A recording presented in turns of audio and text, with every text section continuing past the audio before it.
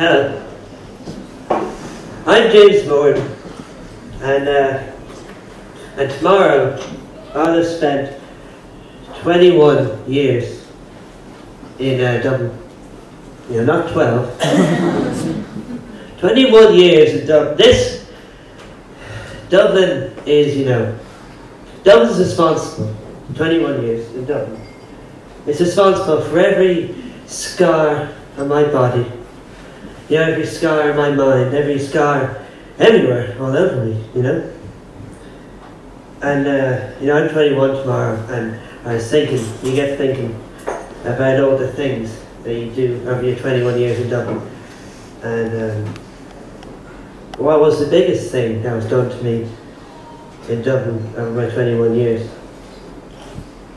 And I guess it was when I was about 10, or about half my age now.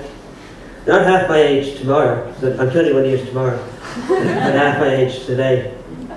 I found out, I was really old actually, I found out that Santa wasn't real, which is sad and scarring, and something no one else understands. So when I was 10, if I was now the year 2000, this would happen when I was, I guess, it was like the schism in the Catholic Church, I guess. 10.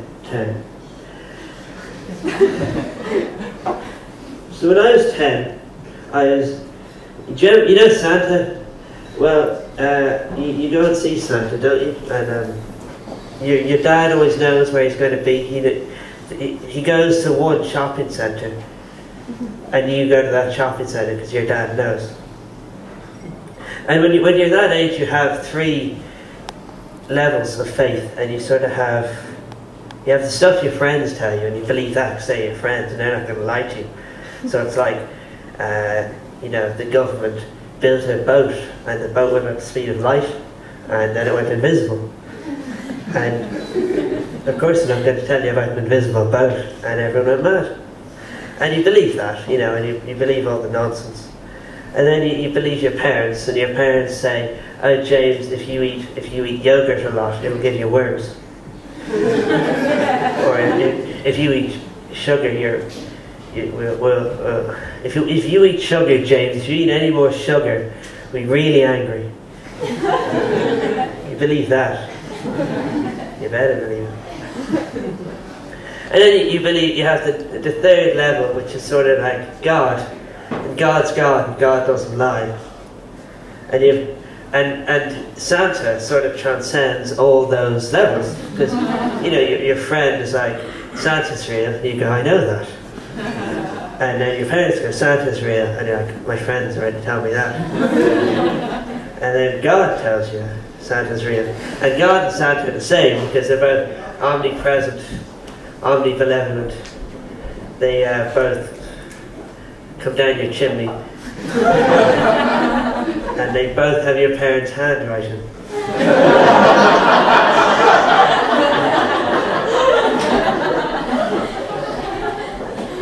So I was playing Othello with my mum one day, right? When I was 10, that's my current age. Othello's this game, we have these tiles and you have to make lines on the board. It's really good, you should play it. Go. And we were playing this, it was really late for the time. And this was when I was 10, remember? And it was like when there were opal fruits as opposed to starburst.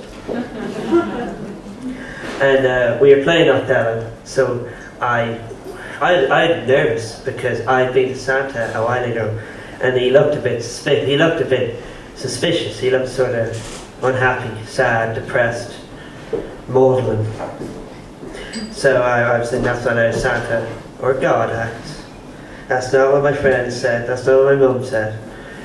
So I was working up the courage, and I figured I'd build up to it, and I'd say, Mother, is Santa a real man? But you're not going to start with Santa. Santa's like, you don't start skiing down Mount Everest, do you?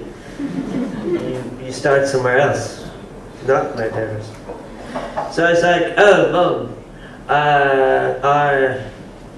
are leprechauns real? She said no. And I'm like, well, I knew that. Easy, you know? Mum, is the tooth fairy real? No, James, it isn't. And I was like, well, that's it. You feel it in your chest that, you know, tooth fairy, not real. But I'm grown up. I'm 10. You know, in another 10 years, I'll be 20, and I'm half that now. So I'm grown up. I can handle this. And then I'm thinking, you know, she's not going to say no a third time. You know, if I ask Santa's real, she can't say no 3 times. That's real. And so is Santa real, Mum? So, you know, I leaned back in the chair thinking, it's all smooth sailing from here. All yeses. You know, definitely going to say yes. And it's just no. And, you know, you can just feel the world falling out from under you. You don't know. And she saw the tears in my eyes. And like I said, I was about 15 or 16 at this time.